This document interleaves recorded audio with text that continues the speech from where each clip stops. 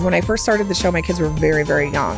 I used to question people for a living. Now, I just do it for fun. They didn't even know I was on a TV show. They didn't even know what was going on. They just know that like a bunch of people would come over and it was fun and they had cameras and they would just run around and act crazy. And that's pretty much how it went for like the first 5 years. I just want to build friendships with these women and real friendship. Even though we're on TV, we're real people. Yeah. Try to make it through the day, try to be the best moms that we can, try to be the best wives that we can, the best friends that we can. Not everyone's married or a wife. You know what I mean? I feel like that's not even a requirement anymore. Right? They're like, oh, you're divorced? Okay. Yeah. It's such a disaster. It is. And it's cringy. Very cringy. And the fans are so smart and they're so savvy and they can pick up on that. Yeah. Welcome back to Pain to Power. I am your host, Kayla Cardona. Before we dive into today's episode, I want to remind you to hit that follow button and subscribe. Your likes, shares, comments, and 5-star reviews are crucial. They help the show reach more people and make a bigger impact. I'm dedicated to bringing value and helping as many people as possible, and your support makes that happen. Additionally, I'm currently seeking sponsors for the show, so if you or someone that you know is interested in partnering with Pain to Power, let's connect. You can send me a message on Instagram at paintopowerpod at email, or email me at paintopowerpod@gmail.com. Now, without further ado, let's introduce our next guest. You may have seen her on the Real Housewives of Orange County, the longest running series in the Real Housewives franchise, but she's much more than just a reality TV star. She's an accomplished attorney, entrepreneur, and a devoted mother and wife who inspires others with her strength and authenticity. Through her journey, she has shown that with hard work, resilience, and a fearless attitude, you can rise above challenges and carve out success on your own terms. We're excited to explore her path of perseverance, empowerment, and the lessons she's learned along the way. Please welcome Emily Simpson to the show. Well, thank you for having me. Yeah, thank you for coming by. I know how busy you are. Yeah, I mean, 3 kids keeps me busy. Yeah, absolutely. So where do we start? I don't know. So I would love to start with where I know you're from, like Ohio, but when you came out to Orange County, and I think a lot of people wonder like how you got involved and on the show. You know, so I am from Ohio. I say that a lot on the show because I feel like I have to explain why I am the way I am sometimes. Like I'm not. My husband is native Orange County. He grew up in Laguna Niguel. So I feel like a lot of times with conversations with him, I have to be like, well, I'm from Ohio. So, I mean, of course I don't act like you do or whatever. So I feel like I say that a lot. But, you know, I grew up in the Midwest. I grew up in Southern Ohio. If you remember my tagline from season 1, they said I came from humble beginnings, which I like that. That's like a nice way of saying like you didn't have very much. But then I ended up in California because I was actually married before Shane. I don't know if a lot of people know that because I don't talk about it very often, but I was married and he was a Marine. And so he was in the military. So he was in Camp Pendleton. And I was going to law school at the University of Dayton, which is in Ohio. And then when he got transferred to Pendleton, I was like, I'm going with you, of course, because I always wanted to live in California, but I didn't know how to like get out there. I mean, Ohio to California, that's a long way. Yeah. So I followed him, and then I finished law school at Thomas Jefferson, which is in San Diego. Okay. And then we got divorced at some point. That was easy. Like it was very amicable. It was like no big deal. It's not dramatic at all. They would have never hired me as a housewife then because I would have just been like, oh, we're just friendly. We're just getting divorced and that's it. So yeah, there were like no kids, no assets, nothing. We just kind of went our separate ways. And I finished law school in San Diego, graduated from law school, passed the California bar exam. And then my first job right out of passing the bar was working for a real estate consulting firm in San Juan Capistrano. And I worked with Shane. And that's how we met. And we were both like in the legal department and we worked, it was mostly like new developments. This is like 2006, 2007, 2008, and that's when there was a huge boom in construction, as I'm sure you know. Then it crashed in 2009 because of all the subprime loans. But anyway, that's a whole another story. Yeah. But anyway, we met through work, and we were just really good work friends. And I really appreciated his humor, even at the time, 15 years ago. Actually, that was longer than 15 years ago. What was that, like almost 18, 19 years ago. But we just became just good work friends. And so that's how we met. And then he ended up getting divorced in 2007. We were still friends.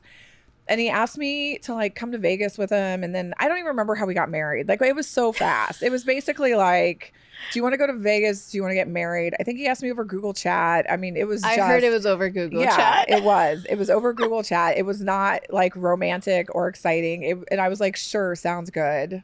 It was very transactional. I was like, I hope this works. But it seems to be working. Like, yeah, I mean, we have definitely had our ups and downs. Yeah, and I think, and people know that because the first 2 seasons I was on the show was actually probably the 2 hardest years of our marriage. And so that was right there on display. And the show did not help. We were already having issues. You know, he was trying to take the bar exam. That was very stressful for him, and filming a show. And he was not interested in the show at all. Okay. When I auditioned for it, he was like, I don't want you to be on a TV show. Because for him, if you look at Orange County's history, all these women that have been on the show have ended up divorced.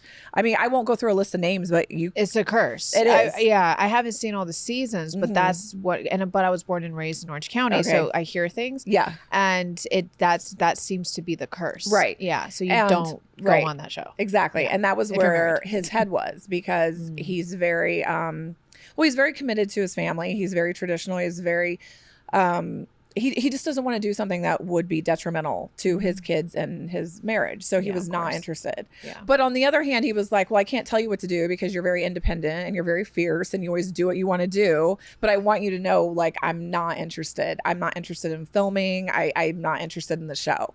So of course I said yes. Yeah. And then it was really difficult for me to navigate those first 2 years because I'm trying to walk a line between boundaries with my husband where he's like, I don't want to talk about that. I'm not interested. And so anytime he would film with me, I feel like he had a chip on his shoulder, which wasn't really him, but he just wasn't into the show or being on TV or being famous. I mean, he has like 100 followers on Instagram. I mean, he doesn't care about any of that stuff. Which is better for you, in my opinion. Yeah, because what I've gathered from watching this season is, and another season, but it seems to be the ones, the husbands or boyfriends, which, by the way, is interesting that it's called the Housewives of OC when not everyone's married or a wife. You know what I mean? I feel like that's not even a requirement anymore. They're like, oh, you're divorced? Okay. Right? Sign here. I didn't really understand that, but it's entertaining. But I notice the men that likes the limelight, it's such a disaster. It is. And it's cringy. Very cringy. And the fans are so smart and they're so savvy and they can pick up on that. Yeah. And they don't like it. Yep. Yeah, of course.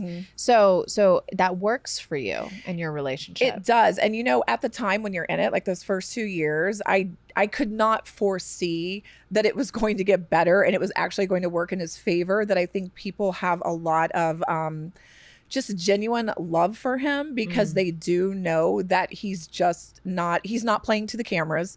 He's not interested in being famous. He's not out there trying to build his own Instagram. He's not out there on Twitter posting things. He doesn't do any of that. Yeah. He literally is just there to film and to support me and the kids. And he's okay with it now because it's been 6 years and it has not done anything except make our marriage better. That's amazing. So he's kind of, he turned a new leaf where he's like, sure, we'll film, we'll talk about that. Because he knows, I think he's very safe with the show now. He knows that it's not going to break us apart. Yeah. And so he's just himself. And I think the fans appreciate that. He calls me out on stuff all the time. he'll contradict me. He'll be like, no, that's not how it happened. And I think they find it refreshing that he's not. He keeps you humble. He does. He keeps me humble, and he also isn't trying to be a star. Yeah. You can tell that there's other Definitely. men who go to everything, show up to everything, appear in everything, have to be a part of everything. Yep. And I feel like they try to make it about them as opposed to just being supportive of their significant other. Yeah, absolutely. So really just going back just a little bit, how did the show even come into your life? So when I first moved back, because I lived in Utah for a while when Yeah. Shane and I were first married. We lived in Utah for about 5 years. Oh, and okay. my husband is Mormon, which I don't know if you know, but he is LDS. Yeah. He's active LDS. I'm not. And people get that confused too. They think I'm part of the church and I'm not. That is so interesting. I So know. That's going to be a lot of like, We could do a whole podcast I just know. on that topic. I'm like, he's Mormon, you're not. Yeah. He didn't want you to be on the show. Yeah. You are. So it's just like but you guys seem like you guys have the most healthiest marriage. And so it seems that way. I don't know. But no, I mean, it is now. Yeah. So it's like, how does that work? So I don't know if you want to give me like a 2-minute. I mean, I'll just give you a brief, like, how does it work? Because I get asked this all the time. I think people are very intrigued by that. When Shane and I were first married or getting married, I just had like 2 deal breakers. I was like, 1, do you expect me to convert to LDS? And he said no. And because that was a deal breaker for me. If he said yes, I wouldn't have married him because I'm not probably ever going to do that. Is that a requirement in that religion? No. Oh, so he doesn't have to. I think it's marry. probably right. He doesn't have to, but I think it's Oh. probably just easier if both people Okay. are, then they have the same values. They go to church together. They do all these things together. Got it. Okay. But he said to me, my first wife was LDS because his first wife was part of the church. And he was like, that didn't work. So, so he was open to. so he was open. Got Right. it. Okay. And so, oh my gosh, I don't even remember this. Oh, and my second deal breaker was because he already had 2 children. I said, do you want to have more children? And he said, yes. If he would have said no, that would have been a deal breaker. So those were my 2 deal breakers. Okay. And then that was it. Once he said he agreed to both of those, I was like, all right, let's get married. Yeah. That's it. That's all I need to know. That's amazing. Yeah. So then how we navigated is I'm just very respectful of his choice of going to church. I don't always go. I actually don't go a lot. He goes on Sundays and he'll take the kids, but I'll stay home. And that's really like a 3-hour block where I just clean up the house or have time to myself or go to the gym, whatever. And then every once in a while I'll go with him, but there's no requirement. He doesn't ever overstep boundaries as far as religion. He doesn't say like, I want you to, learn this or know this or come, we just, I don't know. We respect each other and it works. Wow. Do you have a belief?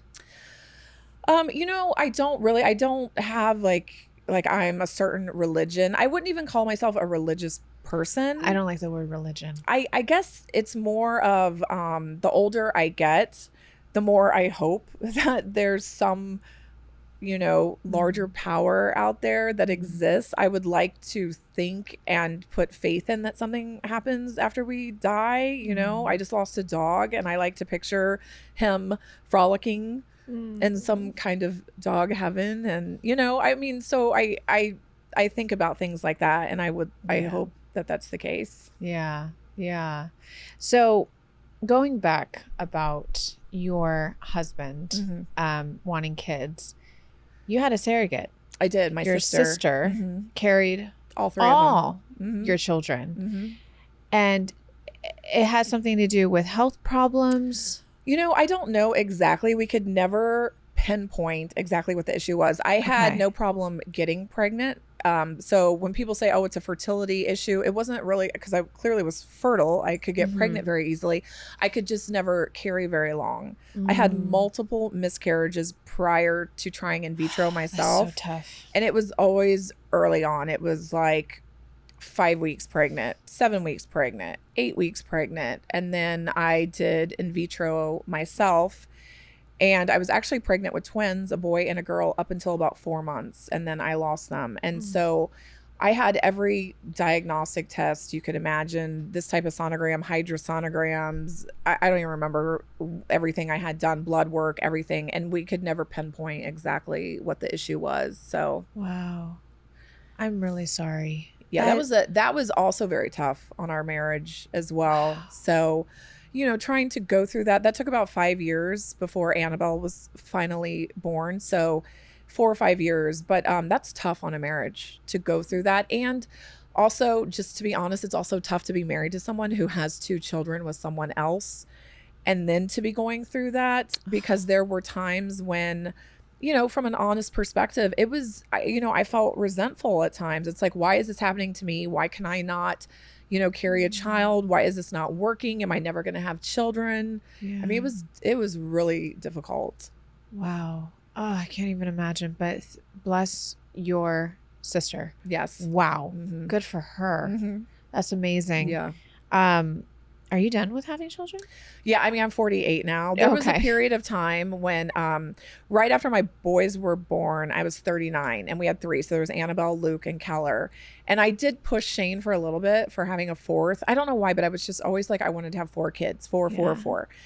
But having a 2-year-old, which was Annabelle, she was 2 when the twins were born. We had 3 kids in diapers all at the same time. And it was just chaotic. It was chaotic. I can only imagine. And me talking about a 4th one, Shane was like, absolutely not. And I feel like by the time things kind of evened out and you could imagine having a 4th child, I was like 45. Yeah. So then it's like you start to do the math and you're like, okay, then I'll be, like 50 when they're 5. Yeah. And then I'll around. be 68 when they graduate from high school. And I'm like, okay, Oh. So there's a couple of things I want to go over. So obviously, I watched the season and there was a lot of people's opinions that you were more aggressive this season, mean, but I personally watched it and I saw through all of that. And I really loved how you started really opening up about your past and with your mom and, having to grow up. I don't want to say too much because I want you to share it, but that really touched me because I get that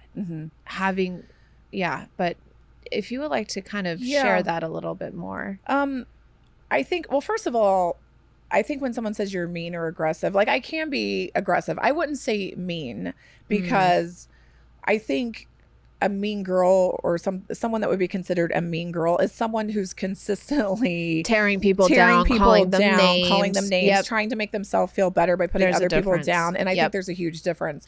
I think there can be isolated events or circumstances where maybe I'm overly aggressive because something really bothers me and the delivery isn't right, which I try to recognize and then apologize for. But also I think women aren't always aggressive when they're assertive. It's like sometimes I like to change it to assertive. It's like because I think something and I'm very opinionated about something and I, have high standards or high morals and I'm very blunt about it and I don't mince words and I don't sugarcoat things. It doesn't always mean aggressive. It could mean assertive. Right. Absolutely. Yes. Thank you. Because I'm tired of hearing people call women aggressive when they're standing up for themselves or they're standing up for a situation or they're just voicing their opinion. I'm tired of hearing that. Right. I have experience with that. And you guys stop. Okay. We're assertive. We have standards and we have respect.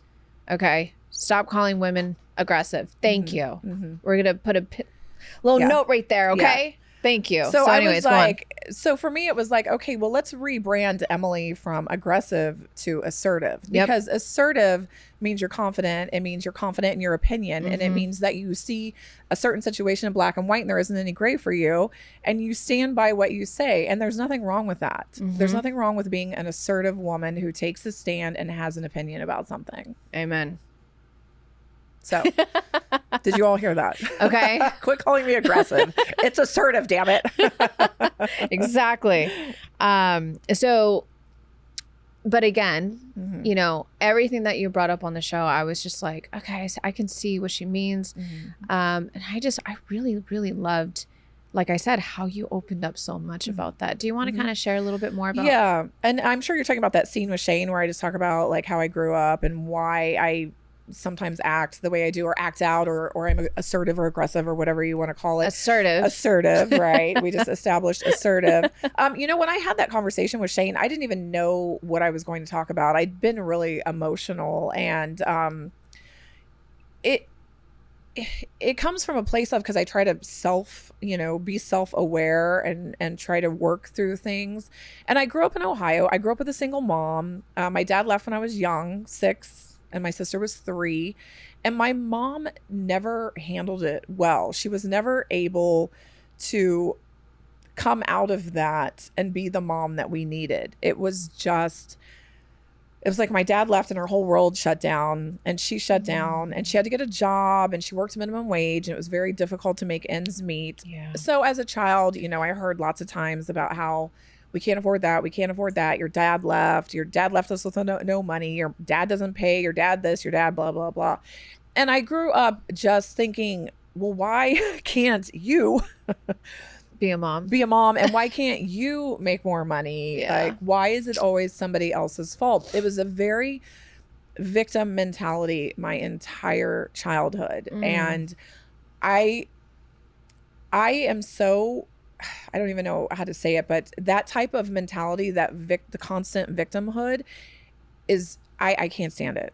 It just, like, I rebel from it. And so growing up in an environment like that, with having very little and having a mom that just kind of blamed everything on someone else, I just didn't want to be anything like that. And also I had to grow up young. I had to take care of my sister. I had to take care of myself. I had to get myself up.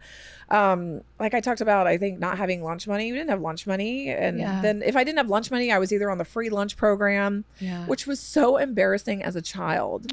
I'll never forget this. It was like a bright yellow ticket that you had to show when you went through the lunch line. And I wouldn't even eat because I didn't want to show the yellow ticket, because then everyone knew that you were like the kid on the free lunch program. Yeah. And it was hard growing up. I feel like I had to grow up really quickly. I feel like I didn't have much of a childhood. It was just from a very early age. I was like trying to take care of myself, trying to take care of my sister, get my sister on the bus, figure out how I was going to get home from school, figure out how I was going to get to this or this practice. I dated boys that I shouldn't have dated because they would drive me to where I needed to go and buy me food. Yeah. Yeah. So I made bad choices young, and had some traumatic things happen when I was young and a teenager. And it's just because there was no stability. There was no structure. There was no parenting. And so I look at that, but I do realize that growing up like that made me who I am today. I probably wouldn't have the drive that I have. I probably wouldn't have, just that strong, fierce ability to be independent and take care of myself. And I don't really rely on other people. I mean, it's great I married Shane. Shane has a lot. But at the end of the day, you take Shane out of the equation, I can stand on my own. Right. I can pay my own bills. Right. I can, support myself. I can practice law. I have 2 bar licenses, There's things that I could do to generate income quickly and take care of myself and my children. Wow. So what's your relationship like now with my mom? Yeah. It's very difficult. I went home to Ohio over the summer, and we got in a huge, huge argument. And it was my sister and me and my mom. And I don't want to go into details about it, but she's just very difficult. It's very difficult to have a relationship with her. I feel like I'm the parent in the relationship. Yeah. I think she also is kind of very entitled. Like, I think she feels like she always wants to come to California. And when she comes to California, I have to host her, and I have to transport her back and forth and, pay for everything, and which is fine. I don't mind doing, because that's my mom and I would do that. Yeah. But I don't feel like there's any gratitude. Do you know what I mean? I do know what you mean. It's like I do all these things when she comes to California, and I go bend over backwards. I pay for everything. I give her, she stays in the guest room. She drives my car. That's great. But then she goes back to Ohio, and it's like I hear all these terrible things that she says about me. And so it's very difficult for me to have a relationship with her. I don't have a mother-daughter relationship with her, and I don't have a father-daughter relationship with my dad either. Mm-hmm. So I feel lost sometimes, because I don't care how old you are. I think everyone wishes that they had parents, someone that they could go to that has more wisdom or advice or some type of, you know, relationship that you can emulate or look up to. And I never had anything like that. How has that affected like the way that you parent? I feel like I'm such a hands-on mom because I didn't have any kind of hands-on parenting. Yeah. So I mean, it sounds dumb, but I wake up with my kids every morning and I make them breakfast before they go to school. And Shane and I wake up with them together. And, you know, I drive the boys to school. He drives Annabelle to school. We're just both very hands-on parents. Yeah. And I do worry, especially about my relationship with Annabelle, because she's very fiery like me. Yeah. And so she and I butt heads a lot, but she's also in that tween stage. So it's like she wants me around all the time, but she doesn't want me around, but she wants me around. So it's this constant like battle kind of with her. Yeah. But I also feel like that's just a normal mom-daughter relationship when she's hormonal and she's a preteen and you know, she's in the 6th grade and, you know, I'm annoying, yet she loves me, but I'm, you know, it's just that push and pull all the time with her. Yeah. But I worry, I just don't ever want my relationship with her to be like how mine is with my mom, because mine's pretty much non-existent. Yeah. I just get texts every once in a while from my mom. I try to send her photos of the kids and stuff every once in a while, but that's really the extent of it. Yeah. Wow. Yeah. I relate. Same kind of situation with mine. And it's just so difficult. And you want the best for them, obviously, because you also look at them because you know that they're getting older. And you just wish that there's just some things that they could change. But it's difficult because you can only help and do so much. Right. So do you feel as if, and I don't know any of your backstory, but do you feel as if your mom is maybe jealous of you and your success? She tells me all the time, I wish I was you when I hope to become you when I grow up, which is a joke because obviously she's my mom. Right. Wow. So I've never shared this before. Let's put a marker here because I do want to cut this out. Well, let me just say it now. Never mind. I've never shared this before. Ever since I was a child, she was jealous and envious of me, which is, I think it's really difficult for me to say out loud, because how could your mother be jealous of your child? I don't understand it like logically, but yeah. Because do you feel that way? Yeah, because my sister's also successful, and her husband's very successful. So they have a beautiful home in Ohio, and their money's not an issue. And clearly Shane and I have a beautiful life, and we travel a lot, and we have a beautiful home, and money's not an issue. Growing up, money was an issue, and my mom struggled a lot. And I sometimes feel as if, instead of being proud of my sister and me, I feel like she's jealous that life is easier for us, or that we've accomplished a lot of things. And it doesn't make any sense to me, and there's no logical reason for it. Because when I think about Annabelle, I hope she has more than I do someday. I hope she's way more successful than me. That's exactly how I feel. I hope her marriage is better than mine. I hope her children are happier than mine. I hope she makes more money than I ever do. I want bigger and better things for her. Exactly. That would make me happy. But when I look at my mom and I try to analyze our relationship and why she is, I think that she's angry at both of us, or I feel like maybe she would relate to us more if we were struggling, because then she would share about how she struggled and how my dad left her. And since we don't have that in common, Shane's very committed to me. We have an amazing marriage. He would never, ever leave me. I think there's no common ground between us. She lives in a constant state of victimhood. Wow. So there's really nothing to talk about. I never thought of it that way. Because now other things are coming to mind, like my sister's married with 3 beautiful children, and she tried to break up that marriage. And my sister had to cut her off because of it, because she's like, are you kidding me? This is my husband. This is my family. Wow. You just opened up my eyes to something that I never saw before. Well, it took me a long time to get to that point, because it's almost, you don't want to say it out loud, because I don't want it to be like, oh, my mom's jealous of me. Exactly. Like it's hard to say it, because I'm not trying to I'm not trying to make me sound like someone you should be jealous of. Yeah, same. So it's hard to say it out loud, but I've had this conversation with Shane before, and he's like, I think it's just, she likes to live in a state of victimhood, and those are the things she likes to talk about. And, you and your sister are both very successful and happy, and you have happy marriages. And so it doesn't give her somewhere to, talk about how my dad left and how she's the victim and, Wow. My mind's blown. Wow. Oh, man. That just opened another. Man. Okay. Well, thank you for sharing that. It's like a therapy session I right know here. it is. It is. Oh, my gosh. How do you deal with that? Knowing that. The mother part? Yeah. I just have boundaries. Yeah. And that's why when you ask me what our relationship is now and what it's like, it's basically just texting every once in a while. Yeah.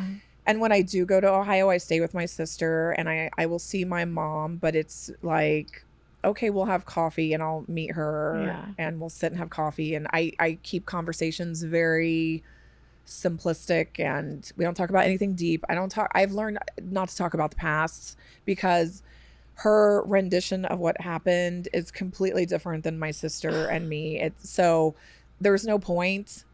And she's also in her 70s. And Shane says to me all the time, she's not going to change. She's not going to change. She's not going to all of a sudden have open eyes. She's not going to take accountability. She's not going to even say, I see your viewpoint. So what's the point? That's why I'll just have light conversation about what the kids are doing. And, Luke likes Legos and Annabelle's doing flag football. And we just keep it at that. Wow.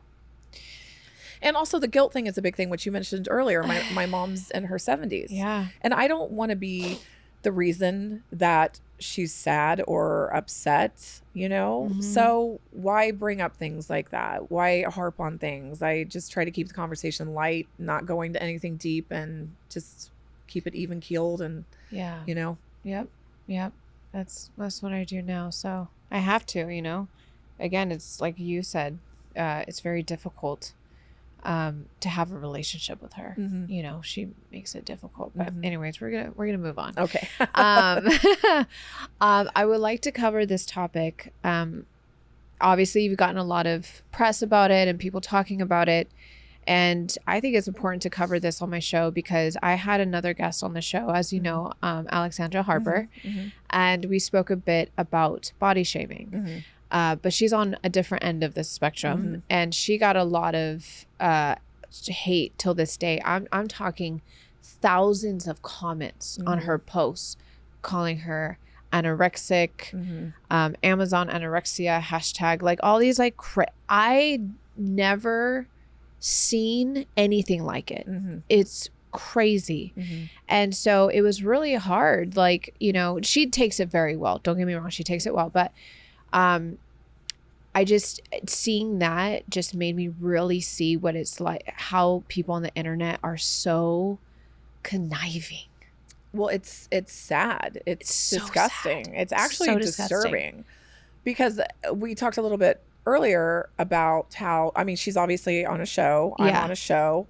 We put our lives out there. We put ourselves out there. And I understand that people want to comment on the show. And I think that's appropriate. Even if you disagree with me and you want to say, I disagree with how you handled this, or you were a bitch or whatever. Okay. I can see that. Yeah. But when you start commenting on women's looks and their body, and I mean doing it in such a way where it's just hateful. Yeah. It makes no sense to me. I honestly, when I was first on the show 6 years ago, I didn't even realize that I was that big. I knew that I wasn't skinny. I've never thought I was skinny. I'm 5'9". I'm very voluptuous. I'm very big boned. I've always known that, but I wouldn't have considered myself overweight or like grossly huge or anything. If you passed me on the street, you probably wouldn't even look you know what I mean? You wouldn't be like, that girl's huge, Yeah, of course. But then I go on a TV show and all of a sudden it's just like constant comments and DMs. The DMs kill me, where people actually like come in and send you something into your inbox hoping that you personally get it and read it so that they can ruin your day. That's the part like I don't understand. And it would just be horrible comments like, you're disgusting, you're so fat, you need to lose weight, you're so gross. And it's like, really? Like, No, she was getting comments from people saying, "Oh, you should kill yourself." Oh, yeah. I mean, I've gotten like pig emojis, and I hope your daughter never looks like you, and you're disgusting, and you have, cellulite, and you look like a linebacker, and you look like Shrek. And I mean, it's like, wow. I mean, talk about having to have a thick skin to be on reality TV. Yeah. I mean, if you listen to these people, you would want to drive yourself off of a bridge because the way they talk to you and the comments they make, it's like you have no value in life. Like no one considers that I have a husband and children. Yeah. And you talk to me like this. Oh, so you dealt with that for years. I still deal with it. You still deal with it. Even with you getting fit and yes, losing weight? Yeah. Yeah. I still deal with it. Yeah. So you see, no matter what you do, people are always going to keep hating. So what are they saying now? What can they say now? I mean, they just like people, even when I did like the boudoir shoot or did like the spray tan scene, which I loved. I saw so many people, there were so many comments that were like, no one needs to see that. You have cellulite. Well, I do have a little cellulite. Who doesn't have cellulite? I do. It's there. I work out every day. I try to eat healthy, but I still have some cellulite on the back of my legs. I can't get, and I really don't even care. I'm a woman. I've gone through 4 years of fertility drugs and treatments, which also was not great for, maintaining your weight when you're pumping yourself full of hormones and everything to do egg retrievals and things like that. My body went through a lot to be able to have children, and it is what it is. I try my best to stay fit and healthy. I'm never going to be super thin. It's just not in the way my DNA is. And so I don't understand why people can't just respect the fact that we all look different. We're all built differently, and that we're just trying to be the best version of ourselves with whatever that is that we have to work with. Yeah. Yeah. So none of us are supermodels. So we're all just trying to do the best we can. Yeah. And I mean, we live in a world that's so filtered, so photoshopped, so it's like we don't come on, we're comparing ourselves to things that are not even real. So people that's not even real. Yeah. And I will tell you, the other day, this is what blows my mind. I had a man send me a DM that was like, "You're so disgusting," and he put like pig emojis, and he was like, "No one wants to see your fat ass on TV," or something like that. And then I looked at his profile, and he had a daughter. And he was a straight man that was married to a woman and has a daughter. And I was so disgusted. And he was overweight because I went and looked at his profile. Yeah. And he was bald. And I was like, are you kidding me? Like, what kind of man who has a wife and has a daughter watches the show and then takes time out of his day to send me a DM like that and make fun of the way I look and make fun of my body? Yeah. Like, that is disgusting to me. Like, that is the lowest level of man on the face of the earth. Yeah. No, seriously. So how are you able to deal with it for someone that is obviously going through it? Obviously, you get it way more because you're on a TV show, you're in the public eye. But for someone that is going through the body shaming, and I mean, what would you tell? People ask me all the time, like, how do you deal with it? It's hard. I mean, I'm not going to say that it doesn't hurt my feelings. Of course it does. Yeah. No one wants to see a comment like completely tearing down your physical appearance. Right. I mean, it doesn't make you feel good about yourself. Yeah. I think a lot of times when it comes to being on the show and social media and all the things that people say, sometimes I literally have to set my phone down and step away from it and go take my kids to the park. Or swimming, or go to a movie as a family. Yeah. And then I really have to sit in that moment and look around and think, see, now I'm getting emotional because I talk about my kids. And I really have to talk to myself and think, these are the only people that matter. It's my husband and my children. And my children think I'm beautiful. So fuck these other people. Yeah. Yeah, absolutely. So you go to what really matters. Yeah. Yeah. And it almost has to be, like I said, sometimes it has to be a very overt physical act where I literally just put my phone down and like take my kids for a walk or take my dog for a walk or just do something very family oriented, because then I have to ground myself back into priorities and what really matters. And it's not these people on the internet that say horrible things to everyone. Yeah. And I also have to tell myself, if they're saying crappy things to me, they're probably all over everyone's Instagram saying crappy. They're probably saying crappy things to you and to Alexandra and to everyone else on TV, because it makes them feel better about themselves to look at us and think, I'm going to make that woman feel like shit today. Yeah. And we don't even know who they are. No. And then I have to I'm like, they're probably in their basement, on a dirty mattress, ordering Domino's with like their laptop on their belly. Like, you're so fat and ugly. Like, that's how I have to picture it. Cause I'm like, that's the only kind of person that, I mean, women out there that are confident and beautiful and strong. And when I say beautiful, I just mean beautiful inside, outside, just women that support other women. Yeah. They're not the ones that are leaving us DMs and messages like that. No, if you're a of course happy, confident woman, you're not talking to other women. No, like that. You're too busy, lifting them up. Yeah, you're too busy making your life great and being happy and being supportive of your friends. You're not trolling, reality stars on Instagram. That's for sure. Or in interviews or podcasts or any of that. Exactly. Is it what? I'm sorry. Is it a lot of guys? It's mostly women. But every once in a while, it'll be gay men that sometimes say things, which I'm like, guys, like, come that on. doesn't even make sense. Hold on. That blows my mind because I feel like the biggest, my biggest fans are part of them is gay men. Yeah, mine too. And I love them. And the majority of them are very, very kind and amazing to me. But every once in a while, they'll just attack me in my DMs. But every once in a while, I'll get some straight men in there too that are married and have kids. And that's when I really that's when I'm like, I'm going to find your LinkedIn profile and I am going to email your boss a screenshot of this DM because you're a disgusting person. I mean, that's not a horrible idea. So watch out. Be careful what you send me. Yeah. The first thing I do when I get the episode, I just send it to Shane. And Shane watches the episode multiple times. And then he'll come into the room and he'll just be like, well, you don't look great. What? But he understands you. He does. He's like, really, Emily? And, How whatever. come you don't watch it?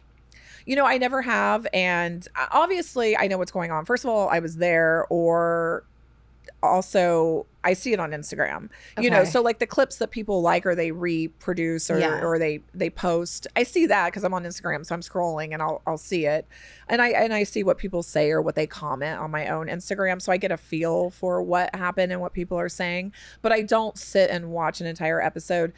And the reason is I did the very first season I was on, I watched maybe the first 2 episodes when they came to us.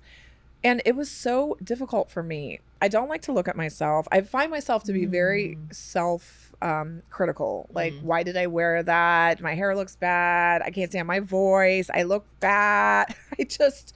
I really just break myself down. And I think also maybe because I'm an attorney, I'm very analytical. So when I look back at it, I have a very hard time with hindsight's 2020. I'm like, I should have said this. I should have done this. Why did I do this? And so I was like, you know what, Emily, you have to, instead of living in this should have, would have, you need to just let it go. Yeah. And just let it float out there and let people say whatever they say, because you can't go back in time. You can't do anything differently. Yeah. And so I feel like for me, it's just a boundary just to keep myself sane. Yeah. That is, if I could do that, I would do the same, which I actually do. I watch it once just because we need to get ready for press day to answer questions. But after that, that's it. I don't go and watch myself. I just, anyways, but how real is the drama today? Oh, it was real. There's no, I mean, people ask that all the time, or I see comments like, oh, it's scripted. It's not scripted. Well, of course not. And it's not, this season, there was just so much going on organically that there was no need to instigate or create anything. I wish there was less, because it was a lot. I mean, with Alexis coming back, and right off the bat, there's drama between her and Shannon, and all of us trying to navigate that. I mean, it was all real. Yeah. Gosh, I felt I really felt Shannon this season. I think you and the entire world. And, you Yeah. know, when I was in it, and sometimes when you're in it, it's hard to see what other people will think because you're in it. Yeah. But, you know, going into the season, it's not even like I was really that close with Shannon. Yeah. And, you know, it just, from my own perspective, it was just what she was going through was just so cruel that Gosh. it made me really feel like I needed to help her and kind of, Yeah. you know, be her ally, because I just felt like I don't want to be a part of something where we're trying to globally destroy someone. Yeah. You know, I might be mean or aggressive or assertive in a certain isolated event about certain things, and then I can pull myself out of it and be like, okay, that was too much, you know, let me self-reflect. But I would never be involved in something that's just an all-out ongoing takedown of someone. Wow. I felt, first of all, I want to try to get Shannon on the show. We haven't connected yet. But I'm going to reach out to her because I really want to talk to her. But what I got was, it's like Alexis. I don't know anything about Alexis. Mm-hmm. I don't know. She came back. I don't know what season she was on. I didn't watch it, but I felt like she literally had a plan, plot against Shannon, and she wasn't going to stop. And that, it was like just tearing her down even more after she was already down. Same thing with Tamra. And I was just like, whoa. Was that was that the fact? Like, did she? I mean, that's the way I felt while I was in it. Yeah. I felt like I was actually concerned about her and her just overall health, because I thought, I don't know how much someone can take. Yeah. And I was really actually very proud of her that she made it through the whole season and stood her ground and just took hit after hit. No. And kept showing up, and, you know, because I don't even know, I consider myself to be a very strong, thick-skinned person, but if there was just an ongoing, relentless plan to just continuously attack me every time we were together, I might have just thrown in the towel and been like, I'm not interested in this. Like, I don't want to be a part of this anymore. Like, I'm done. Yeah, absolutely. And I think people would think that was a reasonable response. Absolutely. And then on top of that, you're trying to get better and change because you made mistakes. Guess what, you guys? We all have. And then they were still using her mistakes against her. Yeah, you know, here's my take on the alcoholism part of it. You know, only Shannon can decide whether she needs this or that, or whether she needs to be sober or not. That is a personal decision that has to do with her family, her therapist, whatever. Yeah. I told her in the very beginning of the season, and I don't even know if they showed it because I don't watch the episodes, but anyway, I had a conversation with her and I said, don't you think you should be sober? And she said, no, I did this with my therapist and we talked it through it, and this is where we're at. And I said, okay, because I thought all I can do is say, is this something that you've thought of? Maybe it's a valid question. Maybe this is the route you should take. And then she said, no. And then I let it go, because you can't bully someone into making choices that you think are best for them. Yeah. You just get the opposite effect. You're just going to, you're going to put them farther down into a hole. You have to let them work through their own things. You have to let them try their own things. You have to let them do their own therapy. You have to let them figure it out. Yeah, exactly. And that's what she's doing. That's what she's trying to do. And you have to give her time. You have to let her heal and have remorse and work through everything and do therapy and figure things out and talk with her kids. Like, you have to give the woman some grace and let her have some time to work through it. Yep, exactly. Wow. Yeah, I really felt that. Man, I think you have to get her on the show and have her talk about that, because I would like to talk more about it, but I don't want to talk about it without her here. And I want to hear it from her mouth. You know what I mean? But yeah, I really felt that. How does your kids handle you being on this show and everything that you've dealt with? Because you're coming home, you know, obviously you have your good days, but you're going to obviously have your bad days. And when you have, I feel like I'm kind of all over the place, so bear with me. You know, when you have a bad day, or, you know, you get upset because, you know, someone said this about you, or this happened while you were filming, this press came out with this article. Like, how does your kids handle all of this? Because I'm sure, you know, people talk about it at school and they bring it up. They know that you're the mom, their mom. Like, how do they handle it? You know, I've always been pretty lucky that when I first started the show, my kids were very, very young. So my boys were 3 and Annabelle was 5. And so they didn't even know I was on a TV show. They didn't even know what was going on. They just know that like a bunch of people would come over and it was fun and they had cameras and they would just run around and act crazy. And that's pretty much how it went for like the first 5 years because they were so young. I would say just recently, my boys have become cognizant of like mom is on a TV show. Because they will come home from school and say they went to the library, but they Googled my name and saw, you know, pictures of like BravoCon or something. Yeah. And they'll be like, and then we showed our friends and there was a picture of you. And I'm like, okay, well, maybe you shouldn't Google me at school. That's weird. Uh-oh. But my boys just think it's like a cool thing. Okay. And they're kind of just nerdy, you know, they just play Minecraft and then they just like to be like, my mom's on TV and then that's it. How old are they now? They're 9. Okay. Yeah, 9 is still pretty young. They're still young. They're still, it's like, whatever. Yeah. Annabelle's now 11. I am slightly concerned because now she's in the 6th grade, so she's in middle school. And she really, right now, so far, it's just been people saying things like, oh, I watch your mom. I like her on the show. So that's good. It's good so far. But I also know that there could be kids that say, you know, I watched the show and your mom this, or your mom was, you know, I don't know. Would make me question why is the kids watching the show? Yeah. You know what I mean? I know. Ours is bad and I wouldn't want young kids to watch our show, but no offense, but your guys' is worse. Yeah, I mean, it is. So, because you got more cursing and drinking and fighting and throwing drinks. Like I guess we do have all of that. Yeah. We don't have throwing drinks or people. Well, you guys, at least there's a professional element to yours. Yeah, there's some sort of professional element, kind of, but yeah. That's interesting. Yeah, my son's 17 and there's he's in high school. So a lot of our viewers surprisingly are in high school and like college.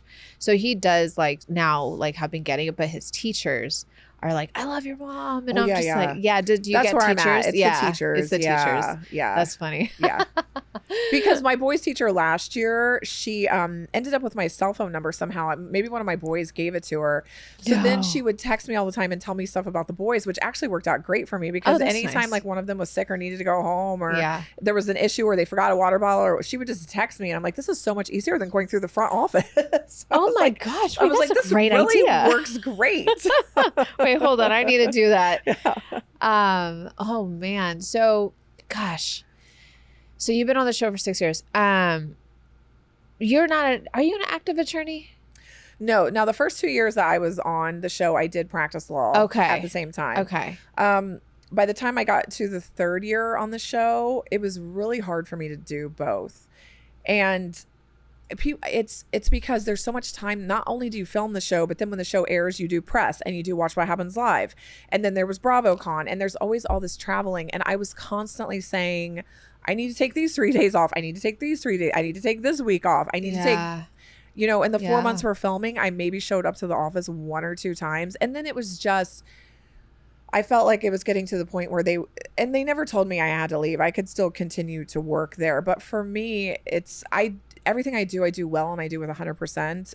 And I couldn't film the show and practice law at 100%. So I felt like I needed to take a break from it.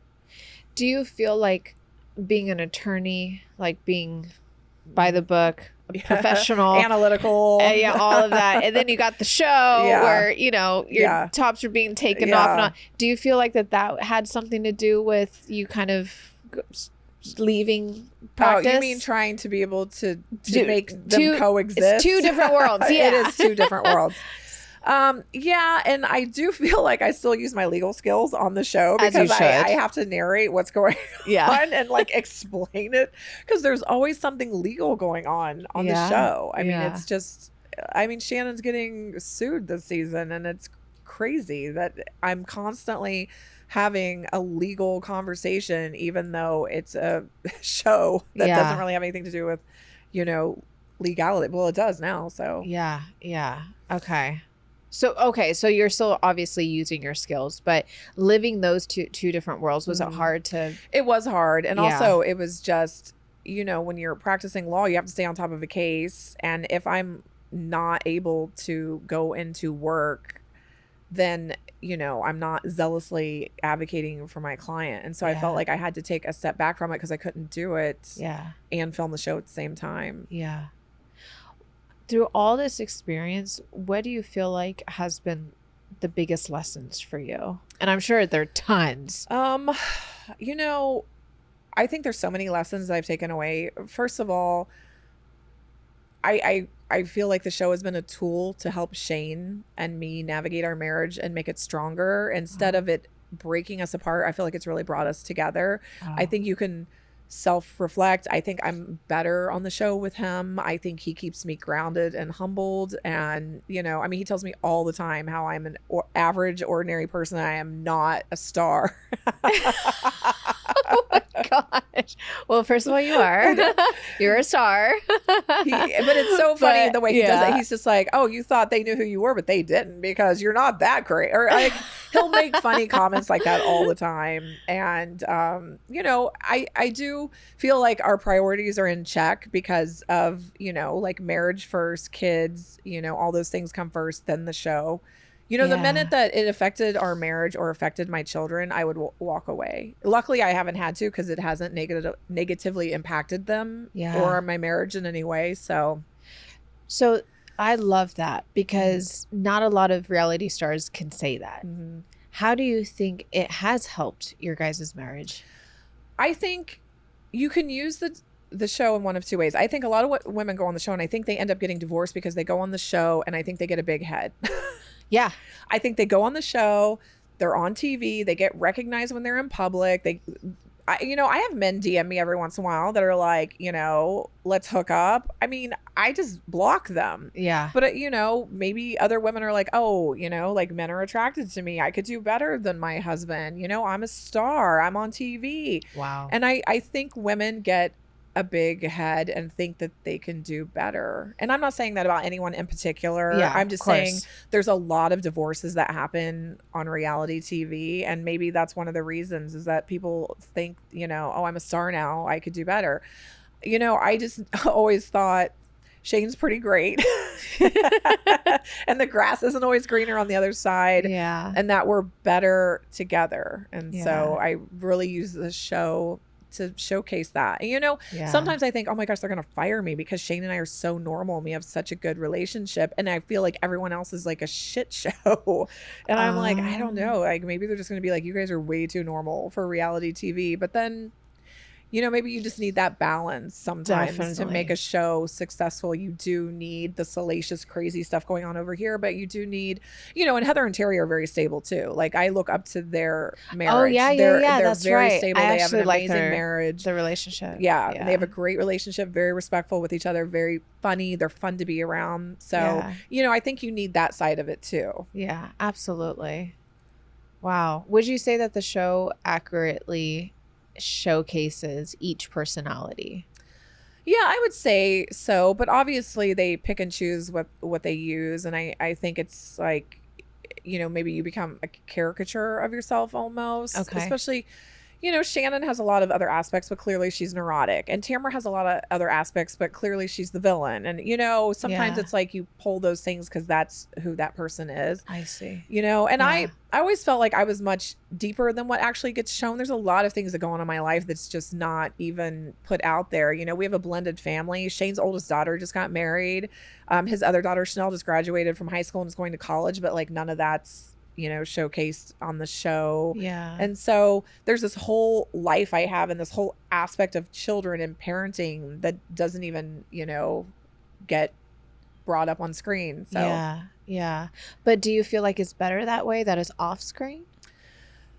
I mean, maybe you can only fit so much in. Right. So, I mean, I get it. There's Yeah. there's so many women, there's only so much time. And, Yeah. the reason his older girls haven't been on the show is because, he has an ex-wife. And when you have kids on a show, both people have to sign off. So his Yeah. ex would never sign off on his kids. But now they're both over 18. Yeah. So they can just they go could. on. But, yeah. I think it's also hard to be like, oh, Emily has 2 stepdaughters and they've never really been shown for 6 years. And then all of a sudden, here they are. Yeah. So Yeah. I don't know. Is there anything about you that you would like people to know that is not shown on the show? I don't know. I don't know. I mean, I think all of us have more to our lives, and like my friendships are very deep, and my relationship with Shane, clearly we have lots of conversations that are much deeper than what's shown on the show. And we're dealing with blended families and stepkids and our kids, and Yeah. I just think, and I'm sure everyone else on the show has the same thing. They have so many other things going on too, but we can only do so much. So, but I think it's been an accurate portrayal. It's not like I look at it and think, oh, they edited it in a way and that's not me. I mean, it's Yeah. me. Yeah. It's a sliver of me. Yeah. Yeah. Mhm. No, that's very, very true. I noticed that are you closest with Gina? Yeah. Yeah. Okay. Yeah. She's, I like her. This season though, I feel like she was just going through a lot. Yeah, Gina this season, I've had so many conversations with her, and I'm like, I do not understand how you have been involved in absolutely every aspect of drama that's been going on. Like, you are like the center of it. What are you doing? What is going on with you? Yeah, I'm like, I just obviously I don't know her and the personal things that she's going through, but obviously the obvious one was her going through whatever she is with her boyfriend. Yeah. But I feel like it was kind of her frustration and just everything she's going through was pouring out into everything else. Yeah. And so she was like saying things and reacting a lot, and I'm just like, she's going through a lot. Yeah. I know. But I was like, how are you involved in everything? Like, why are you like the epicenter of everything that's going on? Yeah. She's like, I don't know. I'm like, it's very odd. Yeah. Is she back with the guy? Are they Yeah. back together? Well, they never broke up. right, but are they yeah. living together? No, they're not living together. They live separately. Oh, I mean, he still. lives like a mile away or something. Oh wow. Oh, Yeah. that's nice. Yeah. Anyways, I won't Yeah. go too much into that. Honestly, I just think she needed space. And sometimes as women, we just need space. Yeah. So I get it. I mean, Yeah. I wish Shane would move out sometimes. Maybe Just he get could it like move a mile away. Or just across the street. I feel like that would be great. Or get like a casita and just Yeah. throw them in there. I know the house across the street from us was for sale, and I was like, wow, that would be like the perfect marriage. If he just lived in that house, I live in this house, and like the kids just kind of go back and forth. Oh, I could keep my house exactly the way I want it. Like, I Yeah. wouldn't have to like move his shoes out of the way all the time and pick up the wet towel and, pick up his big gulps that he leaves all over the house. Yeah, big gulps. That was funny. Oh my God. Those big, I swear. Sponsor. I Big know. gulps kill me. So it's literally every single day. Every day he gets up and he takes his car and he drives to 7-Eleven and he gets a big gulp. And then he comes home and he works. I hate that people think he doesn't work. He's an attorney. He works. He works for a law firm. He's worked for the same law firm for like 3.5 years. Oh, that's interesting. Yeah. But while he's working, he has an office at home and he also goes to the office at work sometimes. But ever since COVID, I feel like everybody can now work from home because everybody figured it out and then nobody just like physically went back to work. Yeah. But yeah. I kind of would prefer him sometimes. Yeah. But- to go. Yeah, but that's okay. Whatever. Because then he could leave his big gulps at the office instead of all over the house. Oh, that's so funny. That was a good one. Wow. Well, I feel like you're just, I think you're the most like level-headed one, but probably because also too, you're very analytical, very logical, and you know how to have fun. And I love that you're very honest and open and you're not afraid to say what's on your mind, but you Mhm. also respect people. you're not. I do, because I do feel like ultimately I just want to build friendships with these women, and real friendships, not fake show friendships, like real legitimate friendships, because that's what makes a really good show is when you're actually friends and you actually care about one another. Because then when you're upset, it's legitimately you're upset. And when you do fun things together, it's because you really care about each other and you're having real fun together. So even if I have an issue with someone, I always work hard to resolve it so that we can get back to a place of friendship. And clearly, with that many women, you're gonna have different levels of friendship. Like this person, like Gina and I are close. Like I'll never be friends with someone else on the cast like I am with her. Yeah. Just because we came on together. We've been together for 6 years, and that's kind of an unbreakable bond that we have that's just never going to go away, no matter how mad she makes me or I make her. Like that foundation is just solid. You're never going to get rid of that. But, I do put a lot of effort into working to making, good friendships with other people. Mm. Who are you? So you're closest with Gina, and then who would you say are you closest really truly with? After this year, I feel like I'm close with Shannon. I talk to her pretty often. Oh, you have? Just to like, I just saw her for lunch the other day, and then she invited Gina and me to, she's doing like a Vicky and Shannon show at the Irvine Improv October 3rd. So we're going to go to that. And then I'm going to host a fundraiser. So I asked her if she would come to that. And I check in on her. I also text her legal things because I'm always thinking about her, situation. So, and I want to make sure she's okay. Yeah. So, and besides Shannon, I talk to Heather a lot too. Oh, you do? Okay. Yeah. Does she live in LA? Okay. Yeah, she lives in LA. And I would see Heather more often if she wasn't in LA. But, that's like being in another state, it feels like. Yeah. No, seriously. Yeah. The amount of time just to get and there. The drive. And I mean, it's just, no, forget it. I try to avoid LA. Well, thank you for opening up and coming on the show. I mean, that was a really good little insight. Yeah, it was a good therapy session. Wasn't it? No, seriously. I'm going to have to think about what I want to keep in that, you guys. Is there any like closing messages or closing thoughts? Just maybe something that you feel called to share with the audience? I just think it's important to remember that even though we're on TV, we're real people. Yeah. We're women, we're mothers. We're literally wake up every day like you do and brush our teeth and, try to make it through the day, try to be the best moms that we can, try to be the best wives that we can, the best friends that we can. Yeah. And maybe before you write that nasty comment or DM, maybe just take a breath and think, is this really going to help someone or is this going to hurt someone? Because if I'm the kind of person that's trying to hurt someone, there's something wrong with me. Absolutely. So maybe just do that first, guys. Yeah. No, 100%. Gosh. Wow. Thank you so much. Well, thanks for having me. I appreciate it. One last question. Well, maybe two. Okay. But okay, so the first one is, in your definition, what does pain to power mean to you? Well, when you say it, I mean, for me, from a personal perspective, it makes me think about having a childhood that maybe was not idyllic and amazing. So there was pain, but taking that pain and using that as power to be driven, to be confident, to build a life, to be educated, to go to school, to work, to have a drive. Yeah. And that's where the power comes from. I've accomplished a lot of things that were the result of going through pain. Like I knew I had to go to college. I wanted to go to law school. I passed 2 bar exams. And that's where the power comes from. Now I feel very powerful and you can't take that away. Yeah, absolutely. So good. So do you have anything coming up like in the future? Like any projects, any? I do. I don't practice law actively, but I do work with the Innocence Center. And so I have a fundraiser coming up for them. I believe it's going to be October 10th. I'm not sure. I'm still working with the venue to make sure they can pull permits and everything.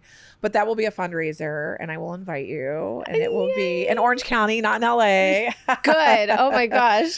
But that's an exciting night for me because they also, there's an episode coming up where, I talk with an exoneree that was in prison, wrongfully convicted. And so I always like to highlight that organization that I work with and, so. Yeah. Wow, that's awesome. Mm-hmm. Do you plan on writing like any books or anything? I've had so many people ask me to write a book about my childhood, to write a book about my, journey with my sister during the whole surrogacy and everything. And, maybe someday, but right now I don't. It sounds like a lot of work. It is a lot of work. And it's a lot of money, apparently. Yeah, so I've looked into it. Oh my gosh. I don't know. Yeah, it's okay. Mm-hmm. Oh my gosh. Well, thank you again, Emily. Of You course. are absolutely amazing. Thank you I for having love me. your heart. I love how such a good head you have on your shoulders. And you're such an incredible person and mom and friend and wife. And I really adore you. Thank you. Yeah. And Super extremely intelligent and very well spoken and stunningly gorgeous. Oh, well. I can keep going. Don't stop. All right, you guys, thank you so much for tuning in. If you loved this episode just as much as I did, please like, share, comment, subscribe, all the things, and I will see you at the next one.